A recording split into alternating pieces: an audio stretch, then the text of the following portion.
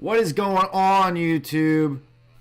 It's Easter weekend. I am exhausted. I am now narrating over this video because in the first part of the video, the music is playing in the background and there's a bunch of advertisements I'd rather not have on my YouTube. And the second part, the air compressor would not stop running. So yes, now this is going to be a narrated video, which is perfectly fine. Now you can hear it better and you can follow along a lot easier. I thought I'd do a quick tutorial on building a homemade king-queen seat. So let me show you that and we'll get to it. Old seats here, I'm going to use the foam from one of them and I'm going to use the base from the one here that I'm showing you right now. What I'm doing is just taking a razor blade and I'm cutting along the edge here to remove the vinyl off the seat itself, or the leather, or whatever it may be. You could just drill out the pop rivets. I end up doing that anyway, so probably just save time and just drill them out. You need access to those holes once you're going to reupholster this. So I just peel this open here, and once you peel it open, the buttons sometimes will have string or wire. I just use a wire cutters and I snip that. Very simple. I'm pointing to right there, the buttons, and I actually are going to reuse those buttons later down the road, or I might end up going with a gold style button. Not sure yet. It's kind of my scheme is black and gold on the bike. I continue cutting the edge here. Like I said, probably just drill out the popper. It's much simpler than using a razor blade to cut the edge. I wasn't really sure. I was just going off a whim on this one here on what I wanted to really do. The idea here is where I'm touching right now, the center section of the seat. I actually want to build that up to create more structure in the seat, to give it that old school look. This is considered a king queen seat. I like them with the high back, and that's what I'm going to end up building here. I'm going to add a piece of sheet metal to the back, weld that on, and then add some foam and go from there. What I did is I made a template of the sissy bar in which I'm going to use to cut out the sheet metal, so that I have, it matches the bike much better than just not having one and guessing where it's going to land. So what I'm going to do here is just cut out my template, and I like to use this foam project board from Walmart. It's inexpensive, and you can just write on it Triumph, sissy bar template, whatever it may be, seat template, and you can punch a hole in it and hang it up in the garage. Keep it for a later use. What I'm gonna do then is cut the sheet metal 3/4 of the way in on either side of the bar that I'm showing you there, so that I don't want it inside and I don't want it to fall through the sissy bar, and then I also don't want it bulging out both sides and giving it that ugly look that I don't like to see a lot of them have. Alright, so here I have the sheet metal, and what I did was just bent over the edge in the vise, beat that down, and gave me a little lip that I can weld on, or you can bolt it, whatever floats your fancy, you can go ahead and do. But I think I ended up bolting this, but so just like I said, have that about an inch down in there. It gives more structure to the seat once you do it. And I beat it down with the hammer, got it square. I pulled it out and bent it by hand, got it nice and flat again where I want it. I believe that's like 16 gauge metal or 1/16 of an inch. I forget what it is.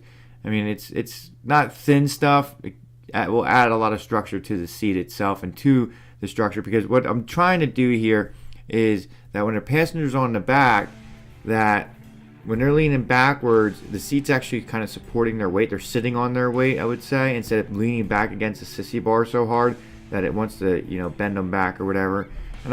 Alright, what I'm doing here is I'm just marked my template where I wanted to cut it, and then I'm just using the cutoff wheel. Go ahead and I'm going to cut these edges off.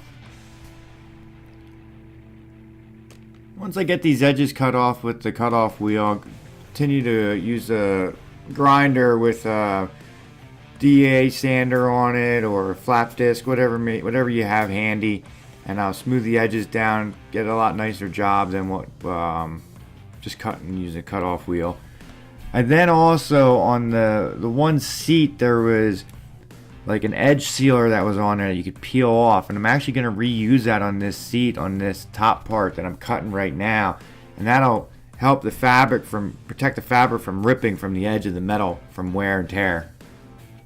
Alright, so once I got the backrest smoothed out how I wanted it. Cut the foam out to the shape I want, size I want. I actually trimmed that down a little bit then. And then I peeled back that top layer on the seat. You can see there where I'm touching right there. And I built that up before I went and covered this. And then to the right, in that last frame there, you can see that white edge sealer that I used. Now, here's the blanket that I ended up using. I ended up splitting this blanket in half to get it thinner and be a little more pliable to work with. How I did was I used 3M glue spray adhesive to start it. And how I do that then is I spray the top of the seat right in the center where that hump is. And I spray the blanket. I find center in a blanket. And then I spray that side.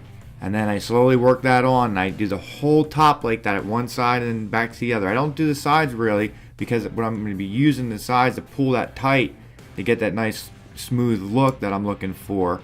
And then I'm going to use pop rivets to hold it in the bottom. At the top part of the seat here, I added 2 pop rivets to hold it after I got the top glued. At the very top there you can see. And then where my left hand is right there, well actually you're looking at my right hand, I added 2 more pop rivets. And that kind of holds you center where you want to be as you're tugging on this. And then as I did, I just went like 3 or 4 pop rivets on either side, just worked my way up, you know, flipping sides, pulling taut, flipping it over, making sure I have no wrinkles, and just keep working it all the way up like that. It'll start coming together for you. And like I said, the stiffer the material, it's going to be a lot harder, especially with all these curves I have in this. Now, if you have leather or like a heavy vinyl, you're probably going to have either a upholsterer do it, or it's going to be a totally different way you're going to do this. You're going to cut the top out, you're going to cut sides out, it's going to be flipped inside out and sewn. But I like using this type of fabric, and I think this is more of a 70s, 60s look with the fuzzy type deal. And here all I'm doing is working each side as I go up and pulling taut, flipping it over, making sure there's no wrinkles in it, and just keep going up through.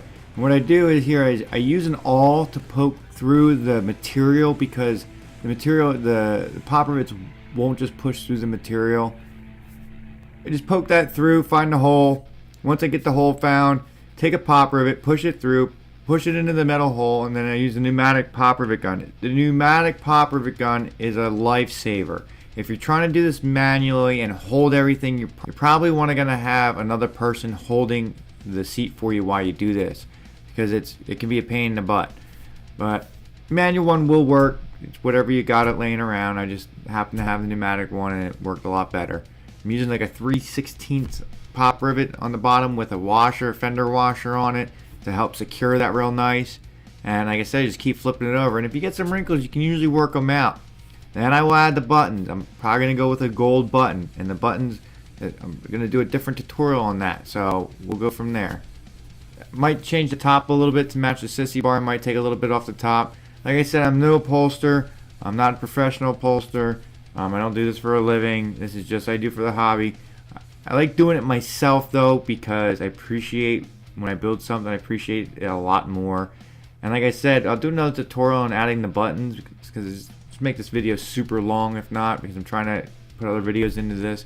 But I think I'm going to definitely do gold buttons and put them in, and I think that'll add a lot of texture and style to the bike itself.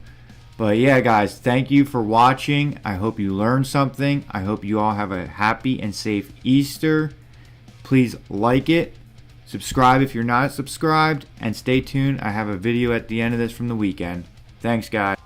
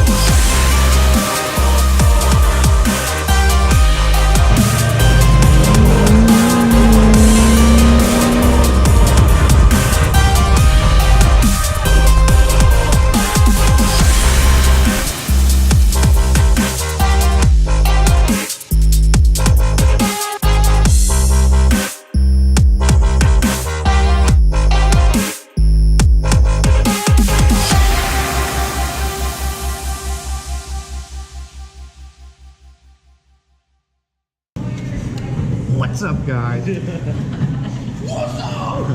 Despacito. This is how we do it down in Puerto Rico.